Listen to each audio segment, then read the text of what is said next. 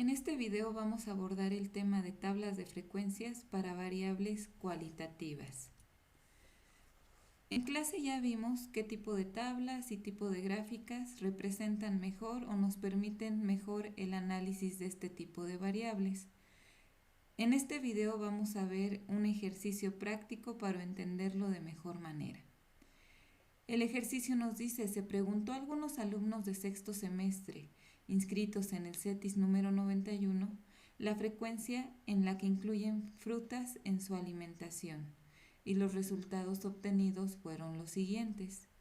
La tabla nos muestra la frecuencia con la que incluyen frutas en su alimentación. 0 alumnos dijeron que nunca, 7 alumnos casi nunca, 49 algunos días, 44 casi todos los días y 31 todos los días. Cuando nosotros tenemos muchos datos, lo primero que tenemos que hacer es sacar la frecuencia a obtener cuántas veces se repitió cada una de las diferentes respuestas. En este caso, el ejercicio ya no los da resumido, ya no nos da las más de 100 respuestas unitarias y en desorden, ya no las acomodó, entonces ya nos está ahorrando mucho trabajo. Lo que sigue después de esto es organizar estos datos en una tabla de frecuencias para poder analizarlos y entenderlos de mejor manera. Antes de empezar a hacer la tabla, la primera pregunta que nos debemos hacer siempre es ¿cuál es la variable que estamos estudiando? ¿Por qué es importante saber cuál es la variable que se está estudiando? Porque de esto depende qué tipo de tabla y qué tipo de gráficas son válidas para hacer el estudio estadístico. En este caso, la variable, recordemos, es la característica o cualidad que estamos analizando de esa población.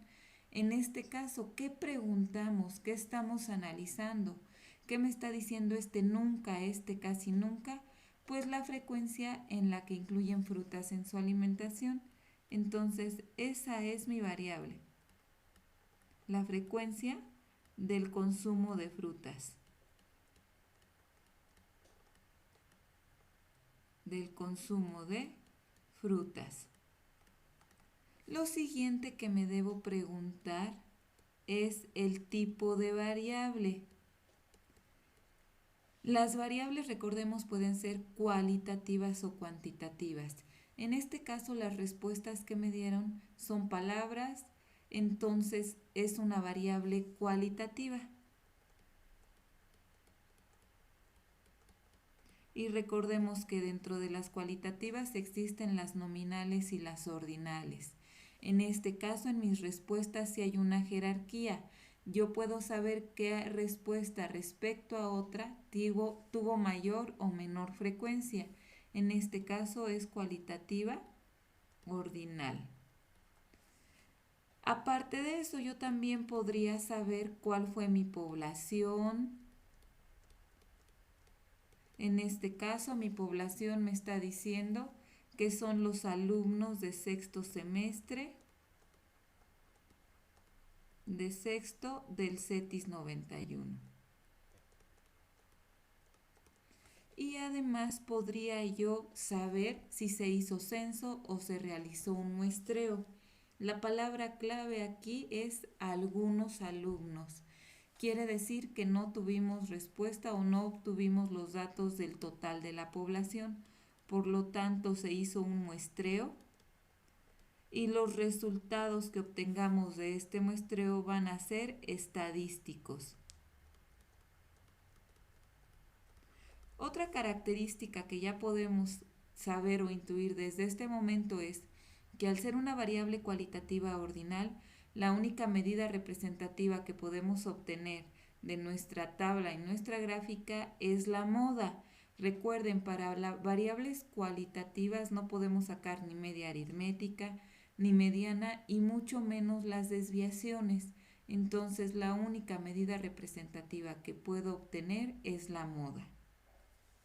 Ya que sé cuál es el tipo de variable y sé cuál es la escala en la que se mide, acuérdense, la escala de la cualitativa ordinal es escala ordinal. La escala ordinal me dice que cuando hago una tabla de frecuencias, mis datos deben ir de menor a mayor jerarquía. Además, sé que como es una variable cualitativa ordinal, tengo que hacer una tabla de frecuencias con 3 columnas, como lo vimos en la clase, y además las gráficas que son válidas es una gráfica circular, gráfica de barras o un pictograma. Vamos a ver primero. Lo primero que tenemos que hacer es hacer nuestra tabla de frecuencias. Para eso necesito seguir teniendo a la mano mis resultados. Quedamos que nuestra tabla de frecuencias va a ser una tabla con 3 columnas.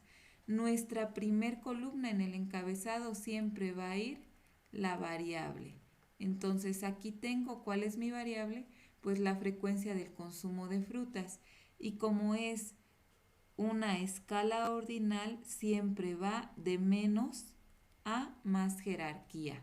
No se vale que pongan primero todos los días y al último nunca. El orden en que pongo las respuestas es este, de menos a más. Segunda columna va a ser mi frecuencia absoluta, que sé que la voy a distinguir como F minúscula y minúscula. ¿Por qué no se escribe frecuencia absoluta? Para no tener que hacer una columna demasiado ancha o que me quede muy apretado el encabezado. Por eso se simplifica como FI. Y aquí ya, como les decía en un inicio, el ejercicio me está ahorrando tener que contar cuántas veces se repite cada respuesta. Ya me lo está dando simplificado.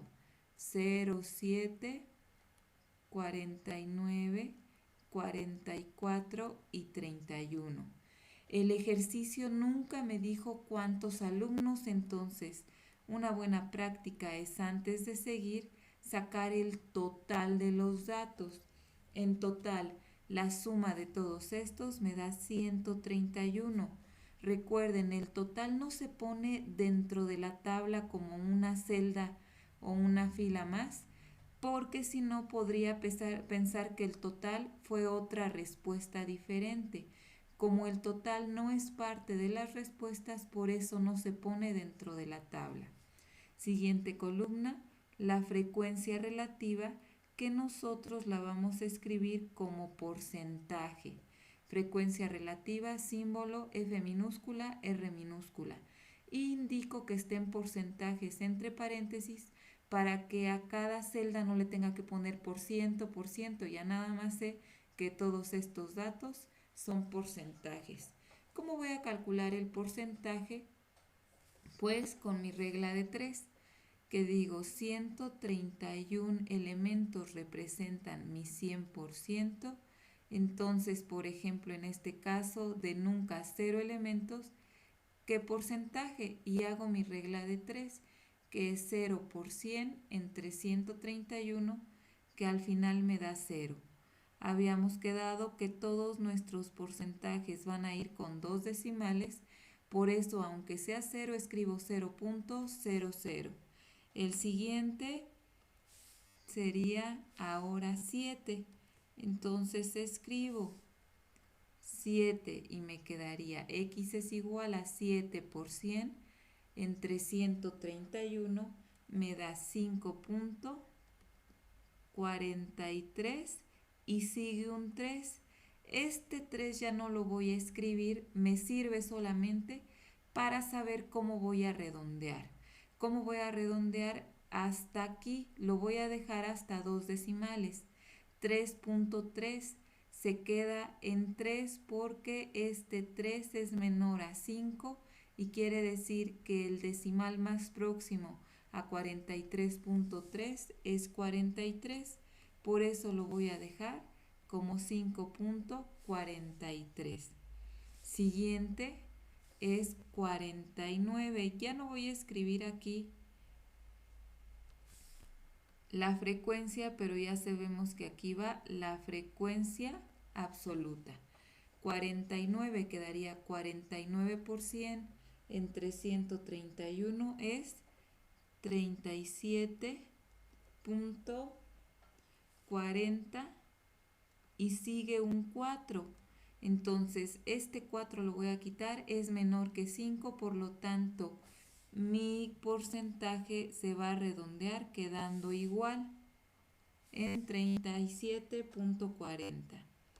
El siguiente, mi regla de 3, quedaría 44 por 100 entre 131, 33.58, 7. Aquí cambia 58,7. Hasta aquí voy a redondear, entonces el siguiente número es mayor que 5. Quiere decir que mi número redondeado no va a quedar en 58.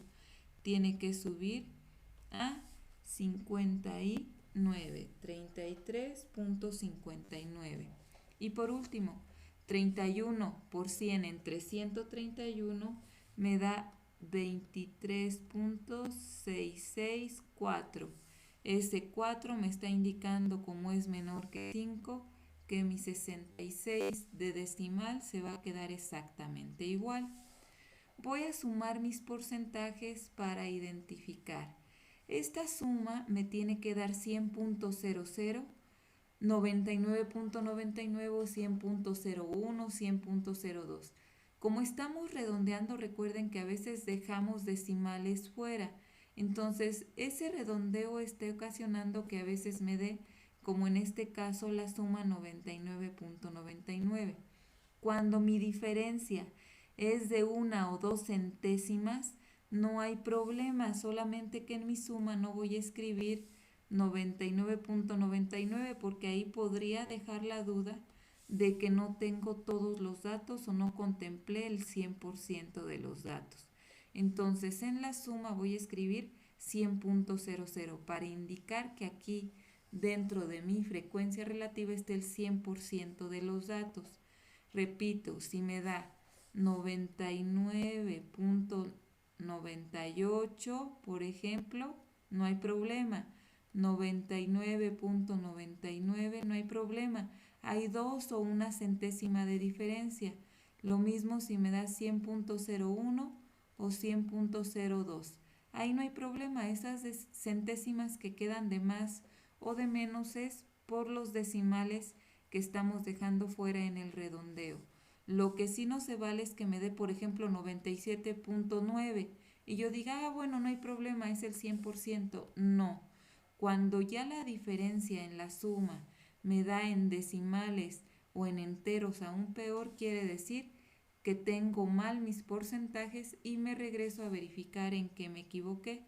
El error pudo estar en las cantidades que tengo en la frecuencia, en mi total de las frecuencias o lo que la mayoría de veces pasa, en el redondeo de mis porcentajes. Ya tengo mi tabla. Recuerden, tabla de frecuencias para variables cualitativas solamente quedan de esta manera. 3 columnas. Primer columna va mi variable y los resultados o valores que tuve de la variable. Cuando es cualitativa ordinal tienen que ir mis valores de menos a más. ¿Cuáles son los valores? Pues las diferentes respuestas que tuve de la población.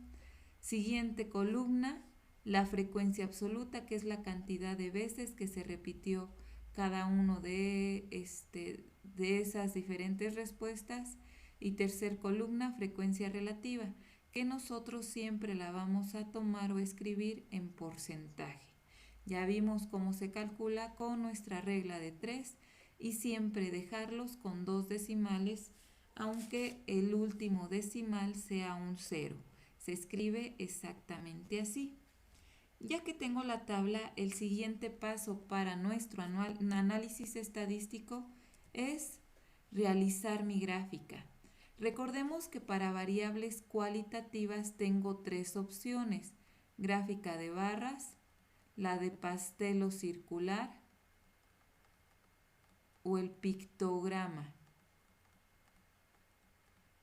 No tiene caso que en un ejercicio hagan las 3 gráficas. Con que ustedes identifiquen y seleccionen la que mejor va a representar y sobre todo la que me va a permitir analizar mejor los datos, con ese es suficiente. En este caso, el primero que voy a descartar es el pictograma. Recuerden que el pictograma se auxilia de gráficos o dibujos para entender mejor el problema. En este caso no hay dibujos que se presten para identificar. ¿Cómo identifico nunca, de casi nunca, de algunos días, de casi todos los días?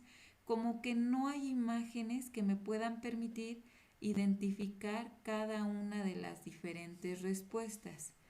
Gráfica circular, cuando es una variable cualitativa ordinal, tampoco se recomienda. Recuerden que la cualitativa ordinal tiene una jerarquía. Y en el caso de la gráfica circular, pues como que no hay inicio ni hay fin. Entonces es importante que se vea esa jerarquía de menor a mayor. Y de las tres gráficas permitidas, la única que me permite en este caso entender mejor los datos es la gráfica de barras. Siempre que voy a hacer una gráfica, lo primero que tengo que hacer es escribir el título. Ese título se recomienda que sea un título concreto, no tan extenso, pero que permita entender de qué se trata o qué me está representando esa gráfica. En este caso, esta gráfica va a tratar de la frecuencia de consumo de frutas. ¿De quién? De los alumnos de sexto del CETIS 91. Entonces yo la resumo de esta manera. Consumo de frutas, estudiantes de sexto semestre, CETIS 91. Y aquí puedo entender todo el contexto. Ya no hay necesidad de que alguien conozca el enunciado del inicio que nos dice que a los alumnos se les hizo una encuesta para preguntarles o con qué frecuencia consumen frutas en su alimentación diaria. La persona que ve la gráfica no tiene que estar forzosamente enterada de eso. Con solo ver la gráfica debe de entender todo el problema. Es por eso que el título es indispensable para identificar o entender nuestra gráfica. Gráfica de barras, necesito poner mis dos ejes, el horizontal y el vertical. Recuerden que las barras pueden ser horizontales o verticales. En este caso yo las voy a manejar de manera vertical. Si las voy a hacer verticales, entonces en el eje horizontal van los valores de mi variable en el orden que están en la tabla, nunca, casi nunca, así de izquierda a derecha. Y en el eje vertical va a ir mi frecuencia. Es muy importante que yo identifique el espacio que tengo máximo para identificar la frecuencia, porque mi frecuencia máxima en este caso es 49.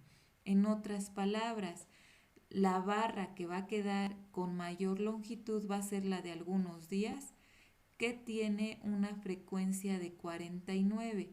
Quiere decir que mi gráfica en el eje de la frecuencia con que llegue a 49 o 50 es más que suficiente, porque un error común es que ustedes lo ponen para que llegue hasta el 131. No tiene caso, no vamos a tener ninguna barra que llegue con altura de 131. La altura máxima de mis barras va a ser 49, entonces con que llegue hasta ese valor es suficiente. Ya la escala que voy a tomar depende del espacio que tenga. En este caso no puedo ir de uno en uno porque no tengo 49 cuadritos. ¿Qué voy a hacer? Voy a ir de 10 en 10. Aquí va a estar el 10, otros 4 cuadritos para el 20, otros 4 para el 30, otros para el 40 y otros para el 50. Vean que mi escala es consecutiva. No se vale que me digan que aquí esté el 5 y luego aquí esté el 20, porque no es lógico que la misma distancia esté del 0 al 5 que del 0 al 20. Entonces, eso no se hace. Si voy a ir de 5 en 5, entonces cada intervalo va a ser de 5 unidades. En este caso, quedamos que va a ser de 10 y quedaría de esta manera. Mi frecuencia del 0, al 50. Ahora lo siguiente es hacer lo mismo, distribuir el espacio que tengo de manera horizontal para mis barras, porque a veces resulta que tienen este espacio y sus barras quedan aquí todas pequeñitas.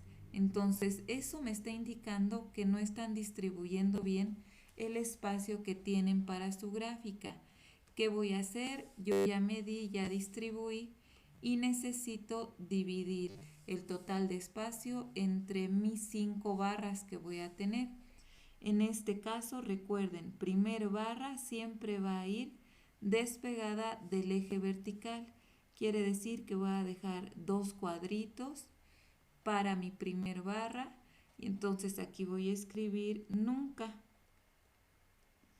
Ojo, no vayan a hacer esto porque un error muy común es que hagan esto, que digan, ay, es que como tengo poco espacio y no me va a alcanzar para escribir casi nunca o casi todos los días, a veces aquí quieren hacer esto, lo escriben así, nunca. Eso no se hace, ¿eh? Si ustedes necesitan más espacio, entonces busquen de qué manera pueden hacer sus barras más anchas, pero esto no lo hagan, porque eso ocasiona que la persona que quiera ver la gráfica tenga que rotar o voltear su cabeza para poder leer, y eso es incómodo, eso no se permite. Entonces vamos a escribir siempre nuestros valores de la variable de manera horizontal, nunca. Y entonces trazo y veo que el nunca tiene una frecuencia de 0. No lo voy a dejar así sin barra, lo que voy a hacer es solamente con un color diferente al de mis ejes, voy a poner una línea sobre el eje para identificar que esa barra no tiene altura, que tuvo una frecuencia de 0 la respuesta de nunca. Si ya de aquí a aquí dejé un espacio de 2 cuadros, vuelvo a dejar el mismo espacio. Si mi primer barra ya fue de 2 cuadros, entonces mi segunda barra va a seguir siendo de 2 cuadritos. Y aquí voy a escribir casi nunca. Lo mismo, ustedes lo van a hacer con juego geométrico y en este caso me es difícil hacer mis cuadros a pulso totalmente derechos. Voy a tratar de hacerlo y digo el 7 llega aproximadamente aquí. Entonces hasta ahí llegaría y con un color diferente voy a colorear mi barra. Sigo con las siguientes de algunos días, casi todos los días, identificando la respectiva altura de cada uno. Así quedaría nunca, casi nunca, algunos días, casi todos los días y vean, todas las barras coloreadas de diferente color, entre cada barra hay un espacio similar y cada una de las barras tiene el mismo ancho. No hago ninguna barra más ancha o más delgada que la otra.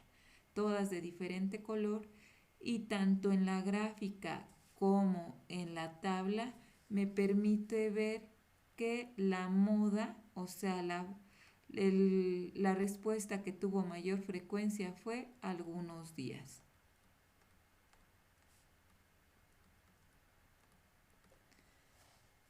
Ya que apliqué las técnicas de la estadística descriptiva como es la tabla de frecuencias y las gráficas, lo que sigue es lo más interesante de la estadística, que son las conclusiones. Ya tengo a la mano mi tabla, ya tengo a la mano mi gráfica. Ahora lo que sigue es decir, ¿qué es lo que puedo concluir al respecto? ¿Qué me está diciendo este resultado de esa población de los alumnos de sexto? Hasta este momento, por lo que yo puedo concluir es que sumando este 33 y este 23%, que el 57% de los alumnos de sexto semestre del CETIS 91 consumen fruta casi todos los días o incluso todos los días. Hasta ahí puedo llegar. Si yo quiero aumentar o enriquecer esa conclusión, tengo que saber más sobre el tema. Me puse a investigar. Investigué qué nos dice la Organización Mundial de la Salud respecto al consumo de frutas y lo que encontré fue esto.